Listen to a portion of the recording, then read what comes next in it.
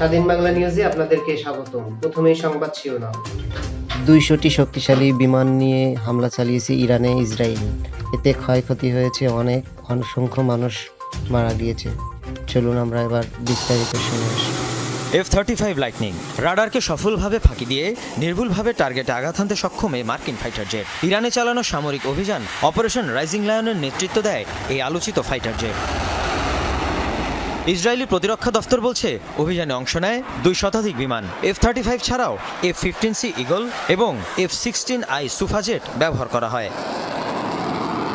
এ অবস্থায় প্রশ্ন উঠেছে, কিভাবে হাজার হাজার কিলোমিটার দূরে ইরানে বিমান অভিযান চালালো ইসরায়েল। আন্তর্জাতিক বিভিন্ন গণমাধ্যম বলছে, সৌদি আরব এবং অন্যান্য উপসাগরীয় দেশগুলো তাদের আকাশপথ ব্যবহারের অনুমতি দেয়নি। জর্ডান এবং ইরাকের আকাশসীমা পার হয় ইসরায়েলি যুদ্ধবিমানগুলো। এরপর সেগুলো পৌঁছায় ইরানের আকাশসীমায়। ইসরায়েলি বিভিন্ন গণমাধ্যম বলছে, বহরে ছিল গোয়েন্দা নজরদারি এবং রিফুয়েলিং বিমান। ফলে আকাশপথেই জ্বালানি তেল সংগ্রহ করে ইসরায়েলি ফাইটার জেটগুলো। তবে ইরানের আকাশসীমায় প্রবেশের আগেই মিসাইল হামলা চালানো হয় ইসরায়েলি ফাইটার জেট থেকে। দূরপাল্লার এসব ক্ষেপণাস্ত্র ইরানের রাডারে ধরা পড়ার আগেই আঘাত হানে লক্ষ্যে। একদিকে রাডার ব্যবস্থাপনার দুর্বলতা, অন্যদিকে F-35 ফাইটার জেটের রাডার ফাঁকি দেওয়ার সক্ষমতার কারণে এসব যুদ্ধবিমান কিংবা মিসাইল ঠেকাতে ব্যর্থ হয় ইরান। বেশ কিছুদিন ধরে এই হামলার পরিকল্পনা করে আসছিল ইসরায়েল। মীর মুশফিকা হাসান,